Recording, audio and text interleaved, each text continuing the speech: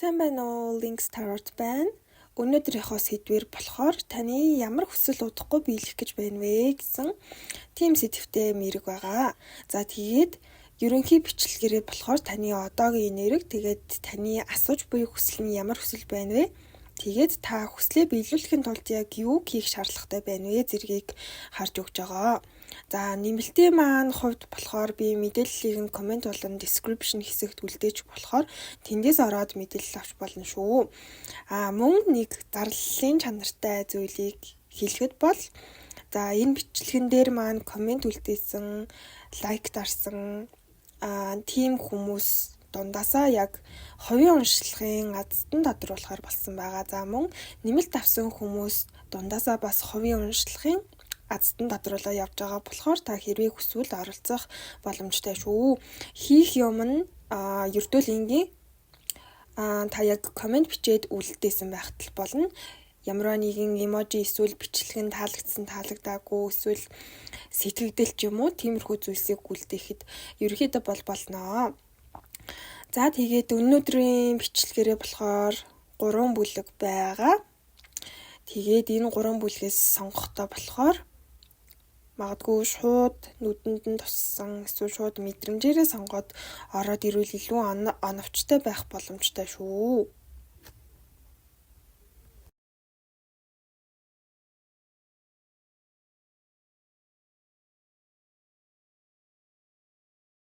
За сайн байцгаана уу, 1 дугаар бүлгийнхэндээ энэ өдрийн мэндийг хүргэе.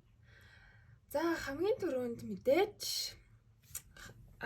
та хэдийнхээ энергийг шууд шалгачж байгаа. За тийм миний харж байгаагаар та хэд одоо яг одоогоор маш их тийм шүүн тунгаалт одоо хийж байгаа гэж харж байна. Альва зүйлийн муу сайн ингээд бүх талыг мэдэрч байгаа гэсэн үг. Ер нь бол ингээд альва зүйл гэдэг хоёр талтай байт юм байна.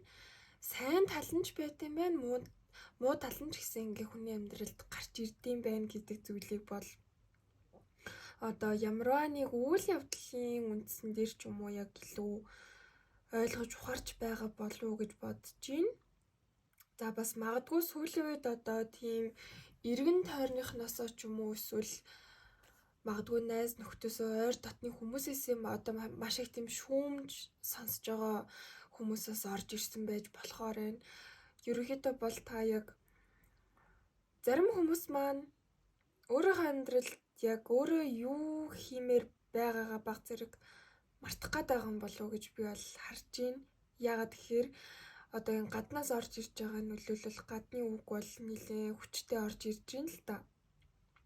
Бусад хүмүүс танд одоо ингэж тэгэж тийм юм хийвэл зүгээр юм биш үү гэдэг одоо үгсийг сонсохоор таны хувьд болохоор нэг тийм өөрийгөө сонсгоо болоод бусад хүмүүсийг бас ингээ хитрхи сонсож туйлшраа за тэрэндээ тэгээд автаад байгаа байж магадгүй.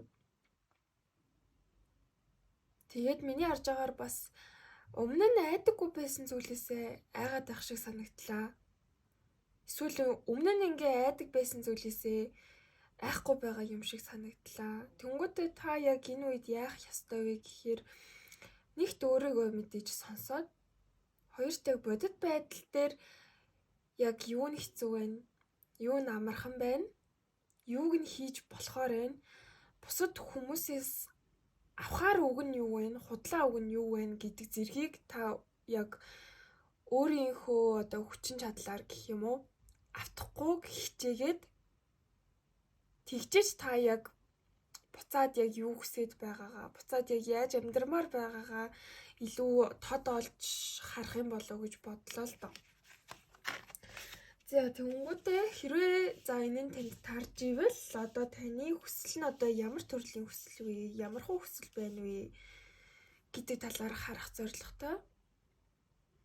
За тэгээд энэний талаар яг харсан чинь та магадгүй хайр дурлалын хувьд за эсвэл зүгээр л амьдралын хувьд ингээд ямарваа нэгэн зүйл хүлээлтэнд чинь хүрээгүй, үр дүн нь таалагдаагүй.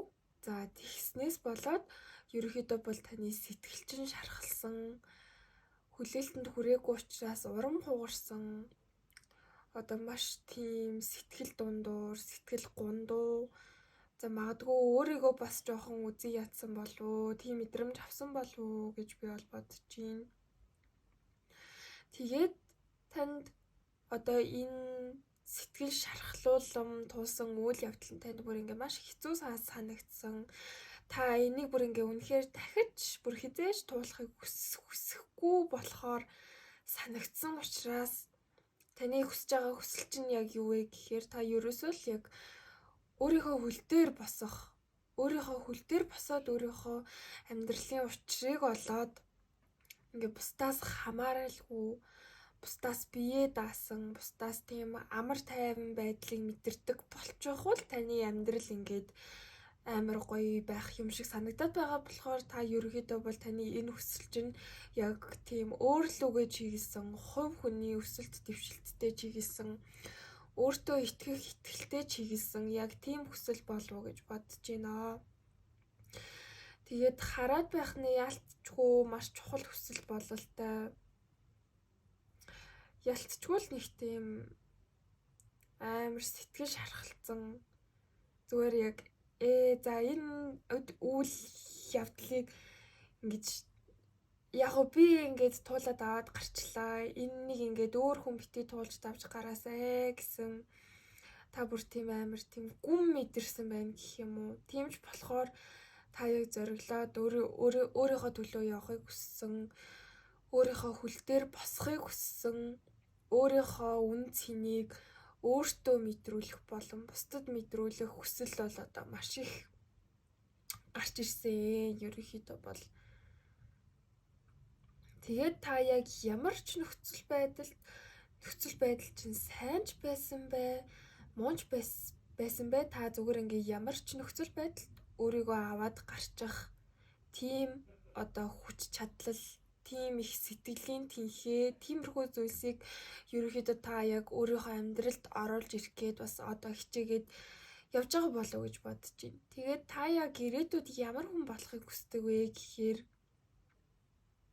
маш буур суурьтай, маш тайван хандсан, альва нөхцөл байдалд түргэн шуурхай хандаад байхгүй. Яг л энэ Emperor гэдэг хүзэр шиг ерөнхийдөө бол за ямар нэгэн хаант улсыг удирдах байгаа тэр удирдагч ямар байх ёстой бэлээ те. Бусдад урам зориг өгсөн маш тийм тайван ухаантай шийдвэрийг гаргаж чаддаг, аливаа зүйлээ наадах цаатахыг ойлгодог яг тийм хүн байдаг. Та бүр яг л тийм хүн болохыг хүсдэг. Ерөнхийдөө бол өөрийнхөө хувьд маш их тийм сэтгэлийн хувьд ч тэр үн цэний хувьд ч тэр маш их тийм одоо энергийн хувьд гэх үү эсвэл зүгээр байгаа байдлын хувьд та яг тиймэрхүү зүйлийг хүсэж байгаа бололтой. Тэнгүүтээ энэ бүлгийг сонгосон хүмүүс ялцчгүй нэг тэмцүүлийн үед өөрийгөө мартсан, хитрхи их ажил гэж явсан, магадгүй хитрхи хичээл гэж явсан. За тэрнээсээ болоо нөгөө юуны төлөө яваад байгаагаа мартчихсан, юу хийх дуртайгаа мартчихсан, сүүлийн үед өөртөө хизээ цаг зав гаргаснаа санахгүй нэг тийм төрлийн хүмүүс бол ороод ирсэн бол энийг таны бүлэг мөн байна гэсэн үг.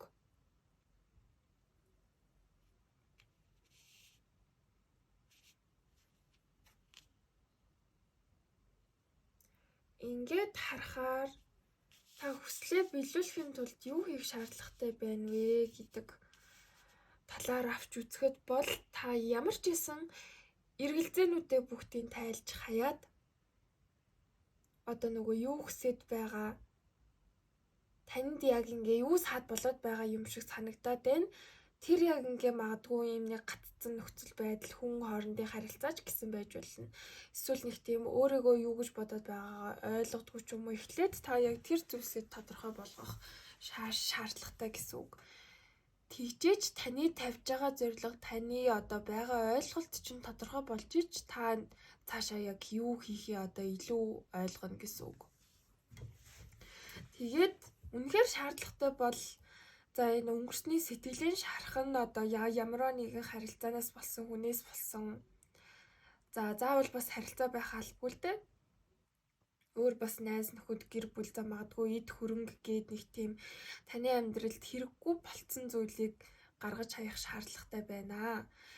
Тэгэхгүй бол танд ингээд амьдралч чинь шин зүйлс орж ирэх ямар ч тийм орон зай үүсэхгүй байна гэсэн үг. Тэгэхээр та нэн төрөнд магадгүй яг хэрэггүй болсон гэж бодож байгаа зүйлсээ гаргаж хаях нь хамгийн зөв болов уу гэж бодож байна. Тэгсний дараа аяанда таны нөгөө нэг эргэлзээд байсан зүйлс чинь арилаад таны хаашаа явах чинь тодорхой болоод та ч гэсэн цаг өнгөрөх тусам баг багаар өөртөө итгэл чинь орж ирнэ. Бусдад өөрийгөө яаж үн цэнтэй мэдрүүлэх вэ гэдгээ бас аяандаа өөрөө ойлгоод эхэлнэ. За тэгтээ бас яг зөвлөгөөний хувьд хэлэх юм бол за хэрвээ одоо юу гэдэг ингээ хүмүүс тантай муухай харьцаад байдаг гэж та боддог ч юм уу, эсвэл хүмүүс таныг ингээ бүрэн дүүрэн үнэлж чаддаггүй гэж боддог ч юм уу те. Хэрвээ тэгж боддог хүмүүс маань байвал та яг өөрийгөө бусад хүмүүст эсвэл альва нэг нөхцөл байдалд яаж үн цэнтэй мэдрүүлмээр байна гэдэг дүр зургаа та энд өөрөө босгох шаардлагатай болчихж байна л доо. За магадгүй энэ бас ингээ нэг манифест хийх нэг төрлийн зүйл яваад байна гэж би бол харж байна.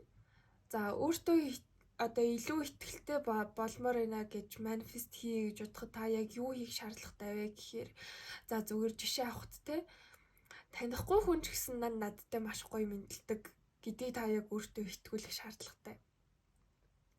За бас тэрийг манифест хийхин тулд та бас өөр хүмүүстэй одоо маш тийм ийдэг, гоё харьцдаг байвал тэр чинь яг буцаад тань дээр ингээ хүрээд ирнэ гэсэн үг.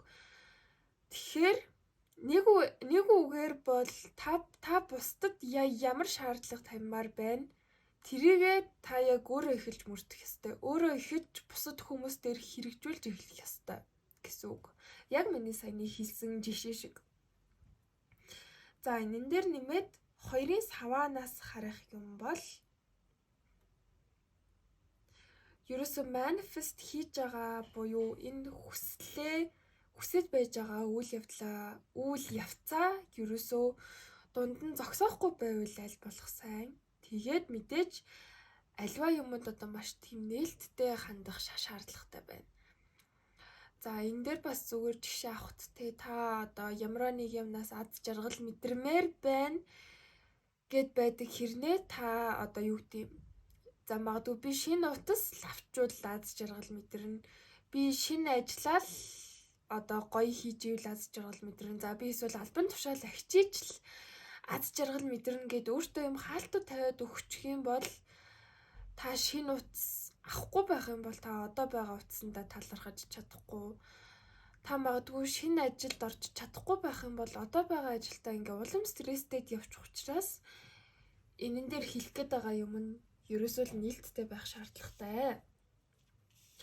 Энэ бүх зүйлийг хийж чадсанаар бас аяанда ерөнхийдөө та ингээд өнгөрснөө мартаж эхлэх одоо таныг гомдоож исэн хүмүүсийг уучлах, та өөрөө гомдоож исэн хүмүүсээ уучлалтгүйх гэсэн нэг тийм үйл явц нь аяанда ингээд тодорхой болоод ирнэ. Одоо тэгтээ энд яг нэг хэлж байгаа чухал мессеж нь болохоор ирээдүйд орж ирэх зүйлийг та өөрөө бөгөөд яг одоо л яг танаас хамаарна. Та манифест хийхээ болвол энэ зүйл чинь таны амьдралд чинь орж ирэхгүй байж болно. Манифест хийгээ яваад хичээгээд өнгөрснөө өөр дээр ажиллаа, сэтгэлийн шархнууд дээр ажиллаа, мэдрэмжтэйгээ тулж ажилласан зэргээр ерөөхдөө таны хүсэж байгаа зүйл чинь хангалттай ороод ирнэ.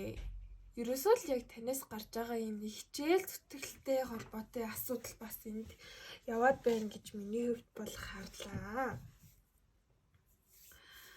Тэгээд бас яг энэ группыг сонгосон хүмүүс маань бас хайр дурлалтай холбоотой хүсэллийн талаар асуусан байж болох үс ер нь бол харагдаж байна. Гэхдээ түрүүний ярьжсэн зүйлтэй нэлээд ойролцоо. За магадгүй би одоо дараагийн хайр дурлалын партнертай маш гоё тийм үн цэнтэй санагдмаар байна. Би ингээ үнэхээр гоё хайрлуулмаар байна. Миний харилцаа ингээ битгий бүтлгүүтээсээ гэсэн яг нэг тиймэрхүү хүмүүс бас орж ирсэн байх гэж бодож байна. Гэхдээ хийх ёстой шаардлагатай зүйлсийн хувьд бол ерөөсөө одоо ямар нэгэн байдлаар энерги өөрчлөгдөн эсвэл мэргийн тайлбар өөрчлөгдөн гэсэн зүйл бол байхгүй шүү. Ерөнхийдөө бол энд бол яг нэг тийм хувь хүний хүсэл бөгөөд өөртөө итгэх итгэлтэй л холбоотой хүсэл байна гэж ер нь бол харж байна. Тэгээд та хэд маань одоо маш тийм амар урам зориг авахгүй байгаа юм шиг одоогийн нөхцөл байдал бүр амар хэцүү санагдчихж байгаа байх гэж бодож байна. Гэхдээ та хэд маань ганцаараа биш шүү. Та хэд энэ нөхцөл байдлын хангалттай сайхан даваад туулаад гарч ерөөхдөө бол чаднаа. Тиймээс миний зүгээс хэлэх үг бол та эдтэй ерөөхдөө битээ шантраарэ. Гониглж болно, уйлж болно, уурлаж болно. Гэхдээ шантарч болохгүй шүү. Та өөрийнхөө төлөө босож зогсохгүй бол өөр хинч босож зогсохгүй. Та өөрөө өөрийгөө үнэлэхгүй бол өөр хинч таныг үнэлэхгүй. Та өөрөө өөрийгөө хайрлахгүй бол өөр хинч таныг хайрлахгүй шүү гэдгийг л яг одоо маш их хэлмээр санагдлаа. Яг энэ мэргийг яг ингээ уншиж дуусаад бүр ингээ сэтгэл амар сонирн болчлоо гэхгүй юу. За тэгээд ерөнхий нэмэлт гин. Ерөнхий мэрэг маань бол энэ хүрээ дуусч байна. Тэгээд та хэдтэй нэмэлтээр бас би маш олон мэдээллийг харж өгье гэж юу нь бол бодлоо. Энэ хүсэл чинь яг ойрын хугацаанд биелэх үү, хоолын хугацаанд биелэх үү? Амьдралыг чи ямар үед биелэх вэ гэдэг талаар харж өгвөл та хэдэд маань маш хэрэгтэй мэдээлэл байх болов уу гэж бодлоо. Тэгээд таны энэ хүсэлжээ ойртвол ерөөдөө ямархуу шинж тэмдгүүд илрэх вэ? Эсвэл нөхөө айхтар мэддэхгүй байх уу гэдэг талаар бас харж өгнө. За тэгээд энэ хүслээ биелүүлэхэд нь нэмэлтээр өөр бас их саад болоод байгаа зүйлс яг юу байна вэ гэдэг талаар бас хараад өгье гэж бодлоо. За тэгээд цаг зав гаргаад бичлэгийг маань үзсэн баярлалаа. Дараагийн бичлэгээрээ уулзъя. Баяртай. За сайн байна уу? 2 дугаар бүлгийг сонгосон хүмүүстээ энэ өдрийн мэндийг хүргэе. Тавтай морил. За эхний ээлжинд та хэдийнхаа энергийг шалгах байгаа. За ерөнхийдөө ямар хүмүүс ороод ирсэн байна гэдгийг харна. Тэгээд энэ танд тарж ивэл энэ нь яг таны бүлэг мөн гэсэн үг юм шүү.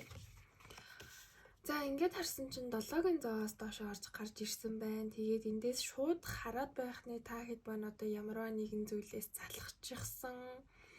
Эсвэл нэг тийм урт удаан хугацаанд хийж исэн ажилласаа, хичээлээсээ за эсвэл нэг зорж исэн зорилгоосоо баг зэрэг ингээд шантраад явж байгаа нэг л ингээд болж бүтэхгүй ч байгаа юм шиг таны хийж байгаа зүйл ингээд ирээдүйдээ ямар нэгэн байдлаар үр шим ашиг өгөхгүй юм шиг санагдаад эхэлсэн. Жохон ядарсан, залхсан, магадгүй залхуурсан. Тэгээд одоогоор магадгүй өөрөөсөндөө амралт өгөөд яг тийм нэг зүйлийг чухалчилж хийхгүй байгаа болов уу гэж бодож байна.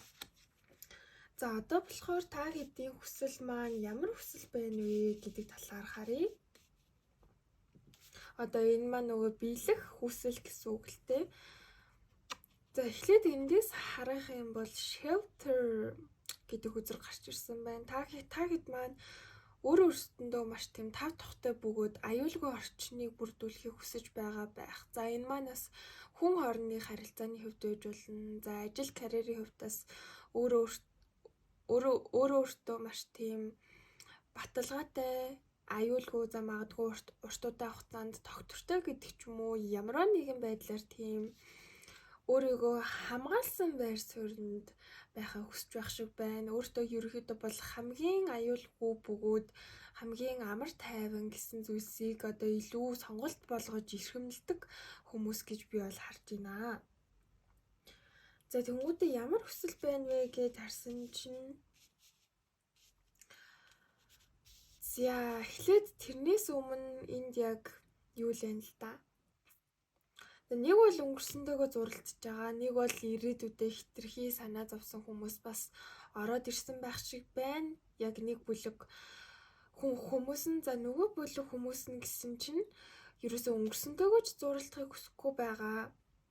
Ирээдүй рүүгээ ч одоо хитрхи ингэж одоо туйлшрах хүсэл бас байхгүй байгаа юм шиг байна. Ерөнхийдөө нэг үгээр бол энэ бүлгийг сонгож орж ирсэн хүмүүс нийтдээ яг одоо л яг аз жаргалыг мэдрэхийг ер нь бол илүү хүсэж байгаа юм шиг байна.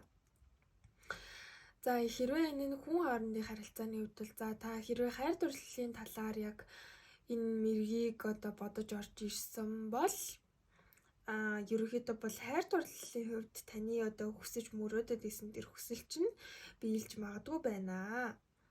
Магадгүй краштайгаа үерхэх, таалагддаг хүнтэйгээ үерхэх гол нь тэр хинтээ үерхэх нь их хамаа байхгүй хэрнээ зүгээр л та юм сэтгэл хангалуун, сэтгэл дүүрэн үерххийг хүсэж байгаа гэсэн үг. Яг таны хүн чинь танд ч хайртай, та ч гэсэн өөрөө энэ хүн хайртай. Тэгээд хин хинд нь ингэж харилцаандаа маш гоё сэтгэлээсээ ханддаг. Харилцаагаа бас маш тийм урт удаан хугацаанд тогтвортой байгаасаа гэж хүсэж байгаа болов уу гэж ер нь бол харж байна. Тэгээд энэ бүлгийг асуусан хүмүүс манаас soulmate-ийнхаа талаар асуусан байх магадлал бас байна. Soulmate асууж орж ирсэн. За эсвэл ямар нэгэн тийм сүнслэг байдлаар хин нэгнтэй холбогдсон мэдрэмж аваад тэгээд бас яг тэр харилцааныхаа талаар асуух гээд орж ирсэн болов уу гэж бодож байна. Бас яг энэ хайр дурлалын талаар асуусан хүмүүсийн хувьд маань ерөнхийдөө бол одоо хүссэн хайр дурлалтайгаа нэгт учрах боломжтой байна. Хоёрт гэвэл зарим хүмүүсийн хувьд маань одоо тэр хайр дурлал нь одоо яг нэг хүсээд байсан soulmate ч юм уу, twin flame ч юм уу ямар нэгэн байдлаар тийм нэг маш өндөр холбоостой, маш өндөр одоо мэдрэмжээрээ ойлголцож чадсан яг нэг тийм хайр дурлалтай учрах юм болов уу гэж харлаа.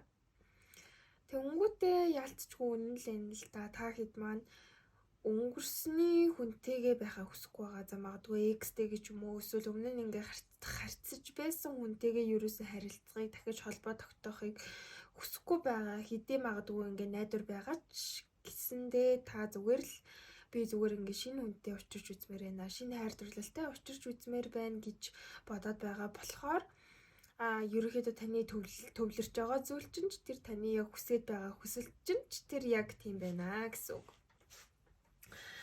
Тэнгүүтээ буцаад нөгөө энэ хүзрөө харахаар энэ хайр дурлал бас маш тийм бат бөх бөгөөд одоо яг энэ аюулгүй байгаасаа л гэж хүсэж байна л да. Энэ хэрэм маань өөрөө яг энэ үүрэн дотроо ч юм уу яг энэ модон дотор одоо маш тийм аюулгүй тав тухтай тайван гадаа бороо орж исэн ч гэсэндээ энэ хэрэм ингээм модон дотроо л ингээд ийм тайван байх юм бол ерөнхийдөө бол аз жаргалтай байгаа. Та яг ийм л зүйлийг хүсэж байгаа. Магадгүй харилцаанд ч гэсэн ингээд гадны нөлөө орж ирэх, хүмүүсийн шүүмжлэл орж ирэх, за 3 дахь итгээд орж ирэх гэж үзэх зэрэгт та ерөөсөө л энэ харилцааны юм яг энэ мод шиг бат бөх тэнгүүтээ энэ хэрэмшгийн аз жаргалтай байх юмсан гэж ер нь бол яг тийм л зүйлийг хүсэж байгаа хүмүүс бололтой. За харилцаа асуугаагүй хүмүүсийн маань хувьд бол та зүгээр л одоо сэтгэл мэдрэмжийнхээ хувьд өөрийгөө илүү ойлгохыг үзэж байгаа. Тэгээд альва зүйлсэд болон амьд биш ч бай, амьд зүйлсч бай, хүнч бай, амьтанч бай та зүгээр л тийм хайрыг түгээгээд тэгээ зүгээр л яг одоо цагтаа л яг аз жаргалтай байхыг хүсэж байгаа хүмүүс юм шиг байна. За тэнгуүтээ одоо болохоор энэ хүслийг биелүүлэхийн тулд юу хийх шаардлагатай вэ гэдэг талаар авч үзнэ. За тэгээд харсан чинь та тэгтээ ирээдүг төлөвлөхөөс ирээдүйд одоо өөртөө ямар байна гэсэн тийм дүр зураглалыг гаргахаас айх шаардлага бол байхгүй шүү. Ерөөсөө нэг тийм нөгөө нэг ирээдүй хитрхи төлөвлөлт бодоод байвал бүтэхгүй гэдэг бас нэг тийм үзэл бодолтой хүмүүс ороод ирсэн байж магадгүй бол л дээ, тиймээс энэ зүйлээс айхвар шаардлага байхгүй шүү. Өөрийнхөө хүсснээрээ өөрийнхөө хүссэн ирээдүгээ төлөвлөөд харж болно. За магадгүй одоо үнэхээр ирээдүйг төлөвлөхөөс айгаад байвал энэ төлөвлөж байгаа зүйлийг зүгээр өөр хүмүүст хэлэхгүй байхад л хангалттай. Ерөнхийдөө өөртөө дотроо бодоод өөртөө дотроо хадгалаад тэгээ манифест хийх зүйлээ манифест хийгээд явж байхад ерөнхийдөө бол болно гэсэн үг.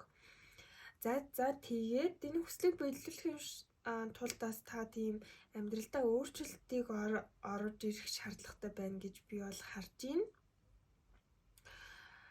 Тэнгүүтээ энэ өөрчлөлт нь болохоор магадгүй та энэс урт удаан хугацаанд айж явсан байх. Эсвэл өмнө нь ингээд одоо амьдралынхаа хэм маягийг өөрчлөх боломж гарч ирж байгаагүй ч юм уу, эсвэл ингээ өөрийгөө өөрчлөхөөс айгаад нэг тиймэрхүү байр суурьтай байсан болов уу гэж бодож байна. Тэгсэн бол одоо яг та энэ хайр дурлалыг зүгээр л яг хайрын энергийг амьдралдаа оруулж ирэхийг хүсэж байгаа бол амьдралдаа ийм өөрчлөлт хийхээс өөр одоо ингээ арга зам байхгүй байх нэ. Энэ өөрчлөлтөөс айгаад байх шаардлага бол байхгүй шүү.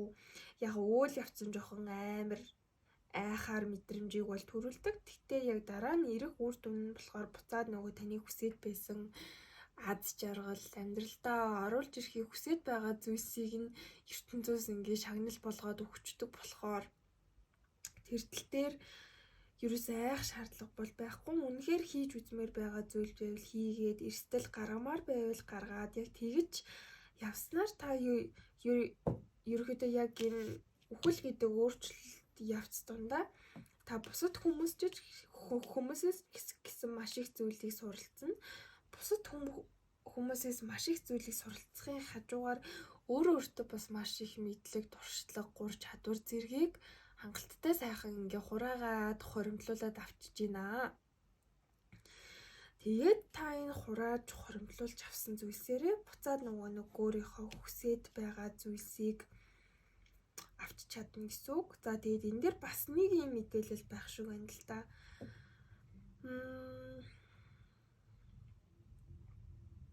Өөрийг чинь аз жаргалгүй болгоод байгаа, өөртөө чинь нэг тийм хэрэггүй юм шиг санагдаад байгаа. Эсвэл таны энергийг хоош нь татаад байгаа зүйлсийг амьдралаасаа гаргахад ерөөсөө айгаад ах шаардлага бас байхгүй.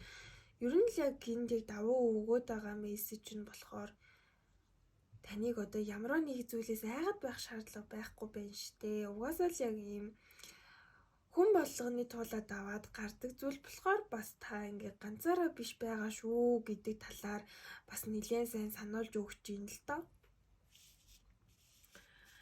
За тэгээд та улам сэтгэлийн хувьд тийхээтэй болохын тулд, хүчтэй болохын тулд бас ингээд хүн болгонтой нийцэд байдаггүй юм байна. Нийцэд байх шаардлагач байдаггүй юм байна гэдгийг бас яг ойлгож авснаар одоо нөгөө хүсэж байгаа хайр дурлалаа одоо илүү хүчтэй дуудана л гэсэн үг л дээ.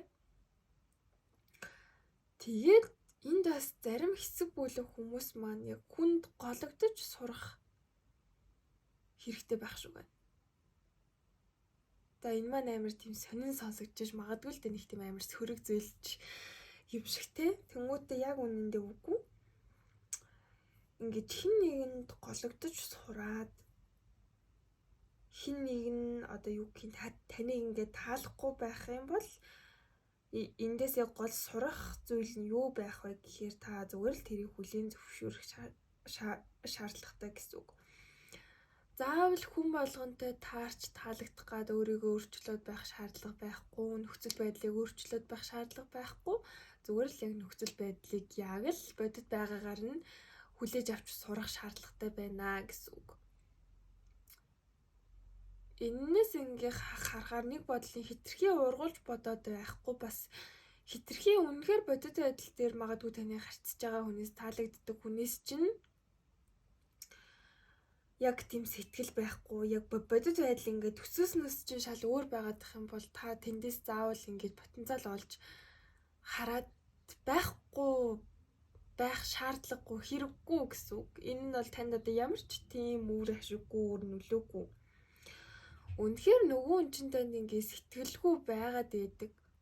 Тэнгүүдээ нөгөө үнэ ингэж танд сэтгэлтэй болохыг хүлээн потенциал байгаа гэдэг юм бол бас маш утгагүй гэдгийг л яг хэлэх гээд байгаа санаатай ер нь бол байна. За тэгээд ерөнхий бичлэг маань бол энэ хүрээ дуусж байна. Та ихт маань нэмэлтийг маань авах бол бас авч болно. Би бүх мэдээллийг энэ комент болон description хэсэгт үлдээ чинь. За энэ хүрээ цаг зав гаргаж үзсэн та бүхэндээ баярлалаа. Баяртай. За сайн байна уу? 3 дахь бүлгийг сонгосон хүмүүстээ энэ өдрийн мэндийг хүргэе.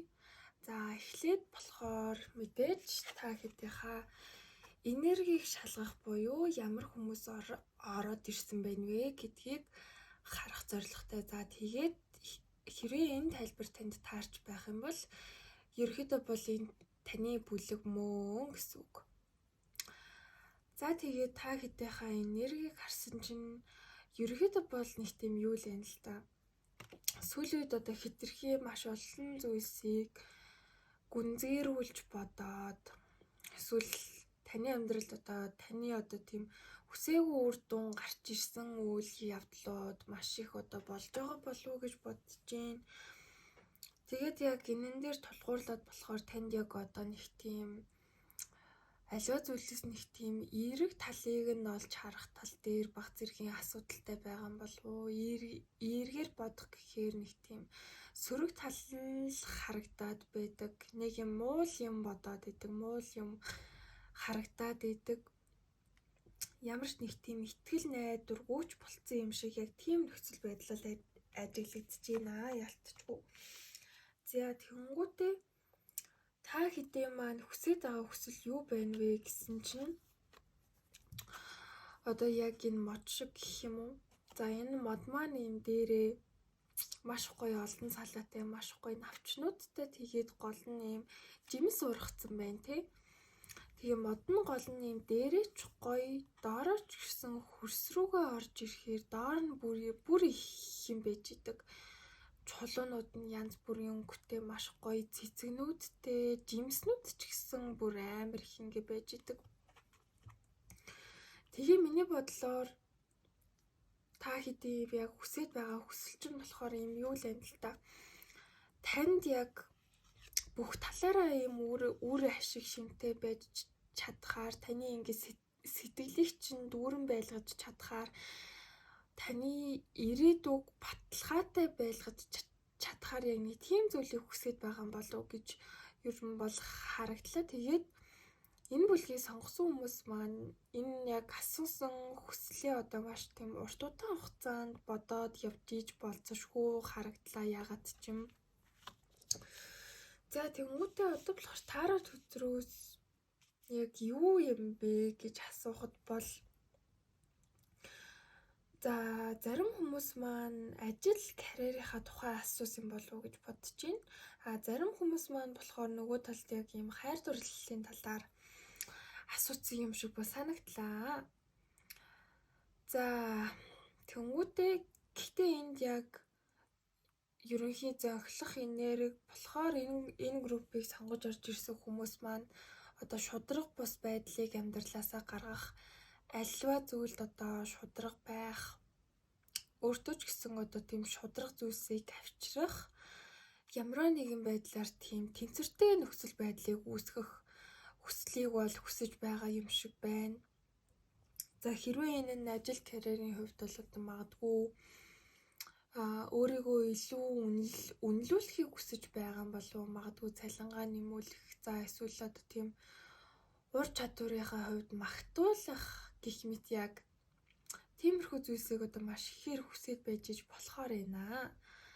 За тэнгуүтээ нөгөө талд болохоор харилцаа хайр дурлал асуусан хүмүүс маань бас яг энэ харилцаанд ийм тэнцвэртэй байхыг хүсэж байгаа. За магадгүй миний одоогийн байгаа харилцаа хайр дурлал тэнцвэртэй байгаасай. За эсвэл миний Дараагийн учраа хайр дурлал маань маш юм гоё харилцсан бие биенээ харилцсан бие биенээ сэтгэл гаргасан маш юм гоё хайр дүүрэн байгаасай гэж бодож байна. За бас тэнцвэртэй байдал гэдэг маань энэ дэр бас ороод ирж байгаа.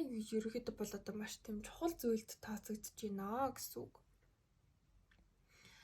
Тэгээд хүмүүс маань ерөнхийдөө тийм хайр дурлал за эсвэл краштайгаа үерхэх, таалагддаг хүнтэйгээ үерхэх, за эсвэл таалагдсан ажилдаа орох, таалагдж байгаа зүйлийг хийж эхлэх гэсэн яг тиймэрхүү зүйлсийн талаар асууж байгаа юм болов уу гэж бодож байна. Тэгээд цөөхөн хүмүүсийн хувьд манаас одоо гадагшаа дотгошоо явах төлөвлөгөөтэй за эсвэл яг энэ бичлэгээр дамжуулаад одоо ямар нэг тийм визний хариу асуух ч юм уу тиймэрхүү байдлаар орж ирсэн бол ерөнхийдөө бол энэ би хүсэл нь яг ойрын хугацаанд биелэх байх гэж бодож байна. Яг хав зарим нэг зүйлсийн хувьд зөрчил гарч магадгүй яг энэ нөгөө нэг тэнцвэргүй байдлын нэрг нь ороод ирж магадгүй л дээ. Гэхдээ ямар нэгэн байдлаар хизээ нэгэн цагт энэ зүйл нь одоо тэнцвэртэй болоод аливаа яг энэ нөхцөл байдлыг таны хүсэж исэн шиг чинь шийдэгдэж болж чадна. За магадгүй миний мэдэрч байгаа багахан зэргийн цаг хугацаа хэрэгтэй болов уу гэж ер нь бол бодож байна.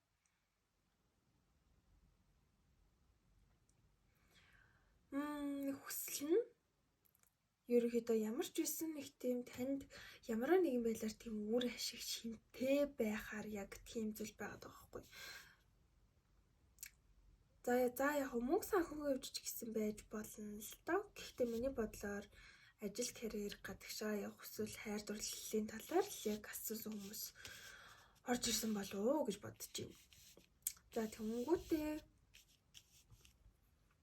энэ хүслээ биелүүлэхийн тулд та яг юу хийх шаардлагатай вэ гэхээр за энэ зүйлийнхаа төлөө хэтлээ маш урт удаан хугацаанд өмнөөс ингээд хөөцөлтөөд болгох гэж үзээд ингээд ирсэн бол ямар ч гэсэн одоо шантрах цаг биш байх шүү гэдгийг сануулж байна. Яг одоо манифест хийж байгаа бол манифестээ өргөлжлүүлээд хийх шаардлагатай. За ажил карьер визний асуудал за магадгүй бичиг баримтаа үргэлжлүүлээд бүрдүүлдэг ч юм уу ажлын ярилцлагуудаа тогтмол очиж ордог. Яг тиймэрхүү үйлдэлүүдийг хийх нь одоо хамгийн зөв байна. За тэгж чадах юм бол угаасаа л яг үр дүн нь таны сэтгэлд чинь хүрч чадна. Тэгээд таныг бас яг энэ хүслээ биелүүлэх үйл явцдаа машин одоо сэтгэл хангалуун байгаарай гэж байна. Гэтэ хэрвээ энэ асуугаад байгаа хүсэл нь үнэхээр яг таны одоо юу гэдэг яг хүсэж байгаа хүсэл чинь мөн бол танаас угаасаа сэтгэл гарна. Сэтгэл гарах учраас миний бодлоор энэ хүсэл нь яг тийм хичээх тал дээр бол таны зүгээс нэг айхтар асуудал гарахгүй байх гэж бодож байна. Угаасаа энэ бүлгийг сонгосон хүмүүс маань хангалттай сайн хичээгээ явдаг, хангалттай сайн манифест хийхээ хажуугаар үйлдэлүүдээ маш гоё хийгээд явждаг хүмүүс байгаа болохоор тиймэрхүү тал дээр нэг айхтар асуудал байхгүй болов уу гэж юу нь бол итгэж байна. За тэгээд та хэдийг маань буцаад за зорилгоо тодорхойлоогүй байгаа хүмүүс байгаа бол тодорхойлох шаардлагатай. За магадгүй хүслээ биелүүлэхийн тулд одоо ямар алхмуудыг хийвэл зүгээр вэ гэдэг ч юм уу тиймэрхүү төлөвлөгөө маягийн юм гаргах.